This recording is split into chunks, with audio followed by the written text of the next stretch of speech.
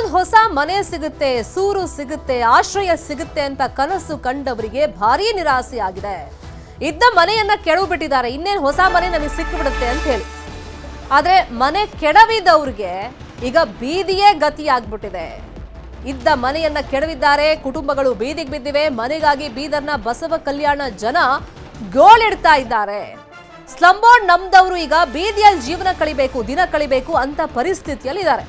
ಕೈಕಡಿ ಗಲ್ಲಿ, ಶರಣ್ ನಗರ, ಲಕ್ಷ್ಮೀ ನಾರಾಯಣ ಗಲ್ಲಿ ಜನರು ಗುಡಿಸಲು ಹಾಗೂ ತಗಡಿನ ಶೆಡ್ನಲ್ಲಿ ಜೀವನವನ್ನ ಮಾಡ್ತಾ ಇದ್ದಾರೆ.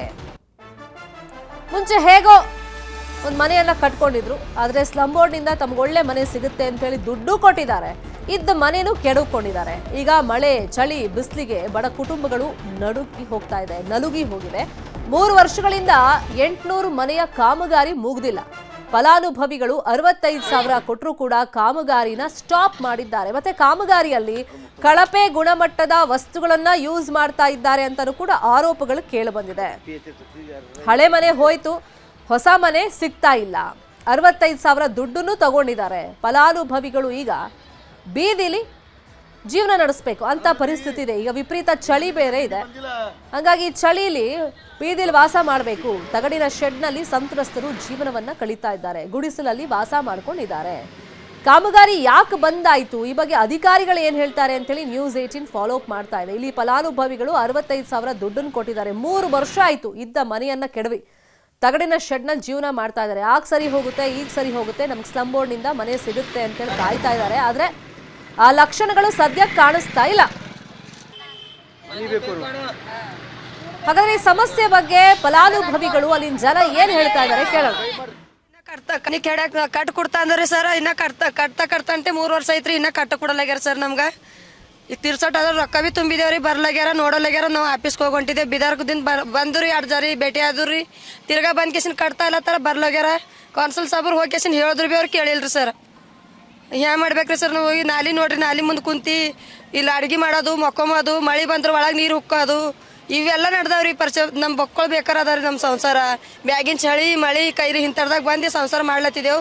ಕಟ್ದು ಕೊಡ್ತಾ ಅಂದ್ರೆ ಬಿ ಇಂಥ ಮನೆಗೆ 3,000 ರೂಪಾಯಿ ಬಾಡಿಗೆ ಅದ ರೀ. ನೀರು ಅದ, ನಳ ಅದ, ಲೇಟ್ ಬಿಲ್ ಅದ ರೀ. ನಾವು ಮಾಡಿ ಉಣ್ಬೇಕಾ, ಲೇಟ್ ಅದು ಬಾಡಿಗೆ ಕಟ್ಟಬೇಕಾ. ನಾವು ಕೊಡಲ್ಲ ಅಂದ್ರೆ ನಾವು ಕೆಡಾಕ್ತಿದ್ದಿಲ್ಲ ಮನೆ. ನಾವು ಹಂಗೆ ನಾವು ಇದ್ದ ಜೋಬ್ಡಾಗೆ ಇರ್ತಿದ್ದೇವ್ರಿ. 4 ವರ್ಷದಿಂದ ಒಂದು 20 ವರ್ಷ ಅದ್ರಾಗೆ ಜಿಂದಗಣಿ ಮಾಡ್ತಿದ್ದೇವ್ರಿ.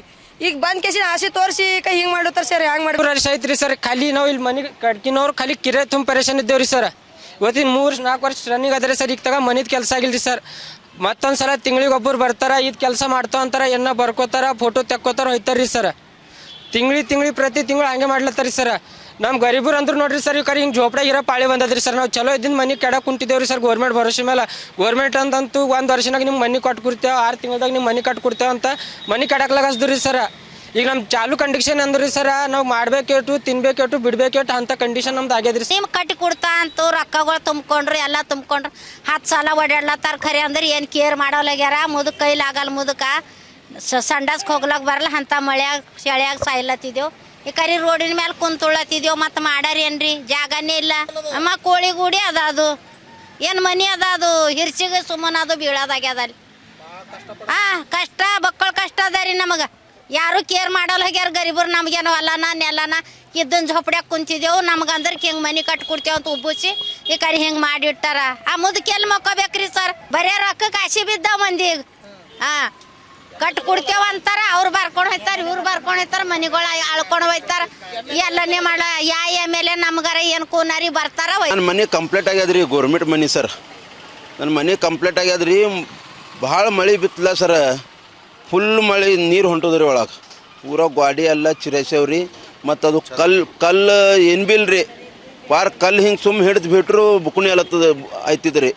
ಅವ್ರಿಗೆಲ್ಲ ಮಾತಾಡಿದ್ರು ಭೀ ಸರ್, ಹಿಂಗೆ ಕಲ್ಲು ಬರ್ತದೆ, ಗೌರ್ಮೆಂಟ್ ಮನೆಗಳು ಅವ ಹಿಂಗೆ ಬರ್ತದೆ ಅಂದ್ರಿ. ಎಲ್ಲ ರಿಶ್ವತ್ ಮಂದಿ ಯಾರು ರೊಕ್ಕ ದುಡ್ಡು ಕೊಡ್ಲತ್ತರು ಸರ್, ಅವ್ರದ್ದು ಕೆಲಸ ಮಾಡೇನ್ರಿ. ನಮ್ಮ ಅಂಥವ್ರು ಗರೀಬರ್ದು ಏನು ಕೆಲಸ ಮಾಡಿಲ್ರಿ. ಡುಪ್ಲಿಕೇಟ್ ಮೆಟೀರಿಯಲ್ ಸರ್ ಎಲ್ಲ. ಏನಿಲ್ಲ ಸರ್, ಒಣ ನೀರು ಹೊಂಟವ್ರಿ ಮಳೆಗಾಲದಾಗ. ಛತ್ತಿನಾಗಿನ ಸೋರ್ಲತ್ತವ. ಮತ್ತು ಅದು ಇದು ಭೀತಿಲ್ರಿ, ಭೀತ ಅದು ಸೋರ್ಲತ್ತದ್ರಿ. 1,352 ಮನೆ ಮಂಜೂರಾಗಿದೆ ಸರ್. 552 ಅಲ್ಲಿ ಜಾಗ ಮ್ಯಾಗ ಆಗ್ಯಾದ ಸರ್. 6 ಎಕರೆದಾಗ 800 ಮನಿ ಏನದ ಯಾರಿಗೆ ಜೋಪಡಿ ಪಟ್ಟಿ ಅದ ಸಲಾಮ್ ಏರಿಯಾದಾಗೆ ಮನಿ ಕಟ್ಬೇಕು ಸರ್. ಏನು ಬರೀ ಸುಳ್ಳು ಮಾತಾಡ ಸರ್. ಎಲ್ಲೋರ್ದು ಜೋಪಡಿ ಪಟ್ಟಿ ಹೋಗಬೇಕು, ಒಂದು ಸಿಟಿ ಲೆವೆಲ್ ಎಲ್ಲ ಮಂದಿ ಎಲ್ಲಿ ಹೋಗ್ಯಾವ ಮುಟ್ಟ್ಯಾವ ಗರೀಬ್ ಜನ ಅಂತ ಎಲ್ಲೋರ್ ದುಡ್ಡು ತುಂಬಲಕ್ಕೆ ನಾನೇ ಹಚ್ಚಿನಿ ಸರ್. 3 ವರ್ಷ ಆಯ್ತು ಸರ. ಇನ್ನ ತಕ ಏನಂತಾರ ಜೈ ಲಕ್ಷ್ಮೀಗಂತೂ ಬರೀ ಈಗ ಬರ್ತೀರಿ ನಾಳೆಗೆ ಬರ್ತೇವೆ ನಾಡ್ದು ಬರ್ತೇವೆ. AW ಸಾಬ್ರು ಫೋನ್ ಎತ್ತಲ್ಲ ಮಾತಾಡಲ್ಲ ಸರ್. ಏನು ಎಲ್ಲ ಲೀಡರ್ಗಳಿಗೆ ಭೀ ಹೇಳಿ ತಕಸೋದೇವು ಸರ್. ಶಾಸಕರನ್ನ ಇದಕ್ಕೆಲ್ಲ ಏನೇ ಬಲಿಯ ಕೊಡಲ್ಲ ಸರ್. ಬರೀ ಪಿಲೇರ್ ಕಡಿ ಮಾಡಿ ಹೊಲತ್ತಾರ ಸರ್. ಅವು ಮಂದಿ ಹಾದಿ ನೋಡಿ ಅವರೇ ಕಟ್ಕೊಳತ್ತಾರ. ಇವ್ರದ್ದು ಬಿಲ್ ಏನದ ಇವ್ರು ಎತ್ಕೊಳತ್ತಾರ ಸರ್. ಮತ್ತು ಭಾಳ ಜನ ಈಗ ಒಂದು 100 ಮನಿ ರೆಡಿ ಆಗ್ಯಾವ ಸರ್. ಅವು 100 ಮನಿ ರೆಡಿ ಆಗಿಂದು ಇವ್ರು ಏನು ಮಟೀರಿಯಲ್ ಕೊಟ್ಟಾರ ಬರೀ ಸರ್. ಎಲ್ಲ ಲೇಬರ್ ಹಚ್ಕೊಂಡು ಅವೇ ಕಟ್ಕೊಂಡವು. ಅವ್ರು ಐನಾ ಮತ್ತು ಬಿಲ್ ಎತ್ಕೊಂಡು ಅವರೆಲ್ಲ ಮಿಕ್ಸಿಂಗ್ ಮಾಡ್ಲತ್ತಾರ ಸರ್. 1350. ಈಗ 800 ಮನೆ 3 ವರ್ಷಗಳಿಂದ ಈ ಬಡ ಕುಟುಂಬಗಳು ಆ ಮನೆಗೋಸ್ಕರ ಕಾಯ್ತಾ ಇವೆ. 65,000 ಹಣವನ್ನು ಕೊಟ್ಟಿದ್ದಾರೆ ತಮಗೆ ಮನೆ ಸಿಗುತ್ತೆ ಅನ್ನೋ ಒಂದು ಆಸೆ ಕನಸಿನಿಂದಾಗಿ. ಆದರೆ ಆ ಕನಸು ಹಾಗೆ ಉಳಿದಿದೆ. ಕಾಮಗಾರಿ ಅರ್ಧಕ್ಕೆ ನಿಂತು ಹೋಗಿದೆ. ಮತ್ತೆ 65,000 ಹಣ ಕೊಟ್ಟರು ಕೂಡ ಒಂದೊಂದು ಮನೆಗೆ ಅಲ್ಲಿ ಕಳಪೆ ಕಾಮಗಾರಿ ನಡೀತಾ ಇದೆ. ಕಳಪೆ ವಸ್ತುಗಳನ್ನು ಯೂಸ್ ಮಾಡ್ತಾ ಇದ್ದಾರೆ ಅನ್ನೋ ಆರೋಪವನ್ನು ಕೂಡ ಅಲ್ಲಿ ಸ್ಥಳೀಯರು ಮಾಡ್ತಾ ಇದ್ದಾರೆ, ಫಲಾನುಭವಿಗಳು ಮಾಡ್ತಾ ಇದ್ದಾರೆ. ಈಗ ಕಾಮಗಾರಿ ನಿಂತು ಹೋಗಿರೋದಕ್ಕೆ ಕಾರಣ ಏನು? ಅಧಿಕಾರಿಗಳು ಅದನ್ನು ಮುಂದುವರಿಸೋದಕ್ಕೆ ಮನಸ್ಸು ಯಾಕೆ ಮಾಡ್ತಾ ಇಲ್ಲ ಅನ್ನೋದು ಈಗಿರುವಂಥ ಪ್ರಶ್ನೆ. ಇರುವಂಥ ಮನೆಯನ್ನು ಕೆಡವು ಬಿಟ್ಟಿದ್ದಾರೆ. ಶೆಡ್ನಲ್ಲಿ ಎಷ್ಟು ದಿನ ಅಂತ ವಾಸ ಮಾಡೋಕ್ಕಾಗುತ್ತೆ? 3 ವರ್ಷ ಆಯಿತು ತಮಗೆ ಹೊಸ ಮನೆ ಸಿಗುತ್ತೆ ಅಂತ ಕಾದು ಕಾದು ಕಾದು ಈ ಬಡ ಕುಟುಂಬ. ಆದರೆ 3 ವರ್ಷದಿಂದ ಈ ಬಗ್ಗೆ ಸರಿಯಾಗಿ ಉತ್ತರ ಕೊಡೋರು ಮಾತ್ರ ಯಾರೂ ಇಲ್ಲ. ಕಾಮಗಾರಿ ಅರ್ಧಕ್ಕೆ ನಿಂತಂತ ಬೆನ್ನಲ್ಲೇ ಅಲ್ಲೊಂದಿಷ್ಟು ಗಿಡಗಂಟಿಗಳು ಬೆಳೆದಿರೋದನ್ನು ಕೂಡ ದೃಶ್ಯಗಳಲ್ಲಿ ನಾವು ಗಮನಿಸ್ತಾ ಇದ್ದೀವಿ. ತಗಡಿನ ಶೆಡ್ನಲ್ಲಿ ವಿಪರೀತ ಚಳಿ ಇದೆ. ಮಕ್ಕಳನ್ನೆಲ್ಲ ಕಟ್ಕೊಂಡು ಹೆಂಗೆ ಜೀವನ ನಡೆಸೋಕ್ಕೆ ಸಾಧ್ಯ ಇದೆ ಈಗ? ಅದು ಅಲ್ಲದೆ ಕೊಟ್ಟಿರೋ ದುಡ್ಡಿಗೆ ಮನೆ ಸಿಗುತ್ತಾ ಇಲ್ವಾ ಅನ್ನೋ ಒಂದು ಆತಂಕದಲ್ಲೂ ಕೂಡ ಈಗ ಬಡ ಜೀವಗಳಿದ್ದಾವೆ. ವೃದ್ಧರಿದ್ದಾರೆ, ಅಂದರೆ ವಯಸ್ಸಾದವರಿದ್ದಾರೆ, ಸಣ್ಣ ಸಣ್ಣ ಮಕ್ಕಳಿದ್ದಾರೆ. ಆ ತಗಡಿನ ಶೆಡ್ನಲ್ಲಿ ಹೆಂಗೆ ವಾಸ ಮಾಡೋಕ್ಕೆ ಸಾಧ್ಯ? ಈಗ ಚಳಿ, ಆಮೇಲೆ ಬೇಸಿಗೆಗಾಲ ಬರುತ್ತೆ, ಆಮೇಲೆ ಮಳೆಗಾಲ ಬರುತ್ತೆ. ನಮಗೆ ಬೀದಿಲಿ ಬದುಕಕ್ಕೆ ಆಗ್ತಿಲ್ಲ ಅಂತ ಹೇಳ್ತಿದ್ದಾರೆ. ಇದೇ ವಿಷಯವಾಗಿ ಇನ್ನಷ್ಟು ಡೀಟೇಲ್ ಆಗಿ ಇನ್ಫಾರ್ಮೇಶನ್ ಕೊಡ್ತಾ ಹೋಗೋದಕ್ಕೆ ನೇರ ಸಂಪರ್ಕದಲ್ಲಿ ಕನೆಕ್ಟ್ ಆಗಿದ್ದಾರೆ ನಮ್ಮ ರಿಪೋರ್ಟರ್ ದುರ್ಗಪ್ಪ. 3 ವರ್ಷದಿಂದ ಈ ಕಾಮಗಾರಿಗೆ ಅರ್ಧಕ್ಕೆ ನಿಲ್ಲೋದಕ್ಕೆ ಏನ್ ಕಾರಣ? ಸಂಬಂಧಪಟ್ಟವ್ರು ಇದಕ್ಕೆ ಏನೋ ಪ್ರತಿಕ್ರಿಯೆ ಕೊಡ್ತಾ ಇಲ್ವಾ? ಸ್ಥಳಕ್ಕೆ ಬಂದು ಪರಿಶೀಲನೆ ಮಾಡೋ ಕೆಲಸನೂ ಮಾಡ್ಲಿಲ್ವಾ? ಶರ್ಮಿತಾ, ಏನು ಕಳೆದ 3 ವರ್ಷಗಳಿಂದ ಹೊಸ ಮನೆಯ ನಿರೀಕ್ಷೆಯಲ್ಲಿದ್ದಿರ್ತಕ್ಕಂಥ ಈ ಬಡ ಕುಟುಂಬಗಳಿಗೆ ಇವತ್ತು ನಿರಾಶೆ ಉಂಟಾಗಿರ್ತಕ್ಕಂಥದ್ದು ಏನು ಸ್ಲಂ ಬೋರ್ಡ್ನ ಅಧಿಕಾರಿಗಳು ಮತ್ತು ಗುತ್ತಿಗೆದಾರನ ಒಂದು ನಿರ್ಲಕ್ಷ್ಯದಿಂದಾಗಿ ಮತ್ತು ಬೇಜವಾಬ್ದಾರಿತನದಿಂದಾಗಿ ಇವತ್ತು ಮನೆ ಇಲ್ಲದೆ ಏನು ಬಿಸಿಲು ಮಳೆ ಚಳಿ ಎನ್ನದೇ ಇವತ್ತು ಏನು ಸುಮಾರು 400ಕ್ಕೂ ಅಧಿಕ ಕುಟುಂಬಗಳು ಇವತ್ತು ಬೀದಿಗೆ ಬಿದ್ದಿರ್ತಕ್ಕಂಥದ್ದು. ಏನು ಇದ್ದಂತಹ ಮನೆಯನ್ನು ಕೂಡ ಕೆಡವಿಕೊಂಡು ಇವತ್ತು ತಗಡಿನ ಟಿನ್ ಶೆಡ್ ನಲ್ಲಿ ಇರ್ತಕ್ಕಂಥದ್ದು ನಿಜಕ್ಕೂ ದುರಂತ ಅಂತಾನೆ ಹೇಳ್ಬೋದು. ಏನು ಬಸವ ಕಲ್ಯಾಣ ತಾಲೂಕಿನ ಕೈಕಡಿ ಗಲ್ಲಿ ಸೇರಿದಂತೆ ಹಲವಾರು ಸ್ಲಂ ಬೋರ್ಡ್ಗಳಲ್ಲಿ ಈ ಒಂದು ಮನೆ ಅಂದ್ರೆ 2022-23ನೇ ಸಾಲಿನಲ್ಲಿ ಏನು 1352 ಮನೆಗಳು ಆಗಿರುತ್ತವೆ. ಅದರಲ್ಲಿ ಮೊದಲನೇ ಹಂತದಲ್ಲಿ 5552 G+ ಮನೆಯನ್ನ ಈಗಾಗಲೇ ಸಂಪೂರ್ಣ ನಿರ್ಮಾಣಗೊಂಡಿವೆ. ಆದರೆ ಇನ್ನುಳಿದ 800 ಮನೆಗಳು ನಿರ್ಮಾಣಗೊಳ್ಳಬೇಕಾಗಿತ್ತು. ಆ ಮನೆಗಳು ಇನ್ನೂ ಕೂಡ ನಿರ್ಮಾಣ ಆಗಿಲ್ಲ. ಏನು ಕೇಂದ್ರ ಸರ್ಕಾರ ಮತ್ತು ರಾಜ್ಯ ಸರ್ಕಾರದ ಸಹಭಾಗಿತ್ವದಲ್ಲಿ ಏನು ಬಡ ಜನರಿಗೆ ಅನುಕೂಲ ಆಗಲಿ ಮತ್ತು ವಸತಿ ರಹಿತರ ರಾಜ್ಯ ಮತ್ತು ದೇಶವನ್ನ ಮಾಡಲಿಕ್ಕೆ ಈಗಾಗಲೇ ಕೇಂದ್ರ ಸರ್ಕಾರ ಮತ್ತು ರಾಜ್ಯ ಸರ್ಕಾರ ಮುಂದಾಗಿರ್ತಕ್ಕಂಥದ್ದು.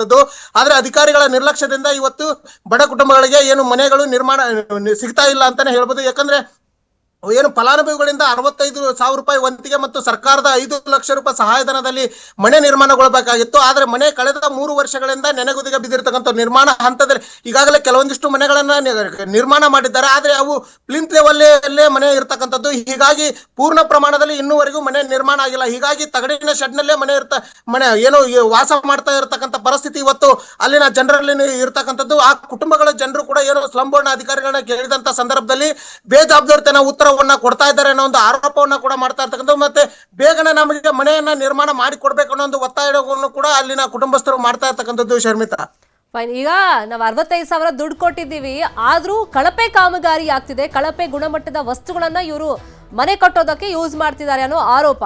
ಇದಕ್ಕೆ ಏನು ಗುತ್ತಿಗೆದಾರರು ಅಥವಾ ಸಂಬಂಧಪಟ್ಟಂತ ಅಧಿಕಾರಿಗಳು ಏನ್ ಹೇಳ್ತಾ ಇದ್ದಾರೆ? ಶರ್ಮಿತಾ, ಏನು ಈಗಾಗಲೇ ಮನೆಯನ್ನು ಕೆಲವೊಂದಿಷ್ಟು ಮನೆಗಳನ್ನ ನಿರ್ಮಾಣ ಮಾಡಿದರೆ ಅದಕ್ಕೆ ಕಳಪೆ ಸಾಮಗ್ರಿಗಳನ್ನ ಬಳಕೆ ಮಾಡಿದ್ದಾರೆ ಮತ್ತು ಕಳಪೆ ಮಟ್ಟದ ಮನೆಗಳನ್ನ ನಿರ್ಮಾಣ ಮಾಡ್ತಾ ಇದ್ದಾರೆ ಅನ್ನೋ ಒಂದು ಆರೋಪ ಇರತಕ್ಕಂಥದ್ದು. ಆದ್ರೆ ಅಧಿಕಾರಿಗಳು ಕೂಡ ಯಾವುದೇ ಒಂದು ಮಾಹಿತಿಯನ್ನ ನೀಡ್ತಾ ಇಲ್ಲ. Sharmita, fine. Thank you Durgappa ಈ ಕ್ಷಣದ ಮಾಹಿತಿಯನ್ನ ಕೊಟ್ಟಿದ್ದಕ್ಕೆ. ಒಂದ್ ಕಡೆ ಈಗ ಇರೋದು 800 ಮನೆಗಳು ಬೇಕು ಅಂತ ಹೇಳಿ ಬಡ ಕುಟುಂಬದವರು ಕೇಳ್ತಾ ಇದ್ದಾರೆ. ಆದರೆ ಕಾಮಗಾರಿ ಮಾತ್ರ ಇದೀಗ ಬಂದ್ ಆಗಿರೋದ್ರಿಂದ ಸಹಜವಾಗಿ ಫಲಾನುಭವಿಗಳಲ್ಲಿ ಆತಂಕದ ಪರಿಸ್ಥಿತಿ ನಿರ್ಮಾಣವಾಗಿದೆ. ಯಾವಾಗ ನಮ್ಮ ಮನೆ ನಮಗೆ ಸಿಗುತ್ತೆ? ಈಗ ಒಂದಿಷ್ಟು ಹಕ್ಕುಪತ್ರವನ್ನ ವಿತರಣೆ ಮಾಡಿದ್ದಾರೆ, ಇಲ್ಲ ಅಂತಲ್ಲ. 800 ಮನೆಗಳು ಈಗ ಹಸ್ತಾಂತರ ಆಗಬೇಕು ಅಂದ್ರೆ ರೆಡಿ ಆಗ್ಬೇಕಲ್ಲ. ಹಂಗಾಗಿ ಕಾಮಗಾರಿ ಈಗ ಅಂದ್ಕೊಂಡಂತೆ ನಡೀತಿಲ್ಲ ಅಂತ ಹೇಳಿ ಜನ ತಮ್ಮ ಆಕ್ರೋಶವನ್ನ ವ್ಯಕ್ತಪಡಿಸ್ತಾ ಇದ್ದಾರೆ. ಈ ಸುದ್ದಿಯನ್ನ ನಾವು ಫಾಲೋ ಅಪ್ ಮಾಡ್ತೀವಿ. ಫಲಾನುಭವಿಗಳಿಗೆ ಮನೆ ಸಿಗೋ ತನಕನೂ ಸುದ್ದಿಯನ್ನ ನಾವು ಫಾಲೋ ಅಪ್ ಮಾಡ್ತೀವಿ.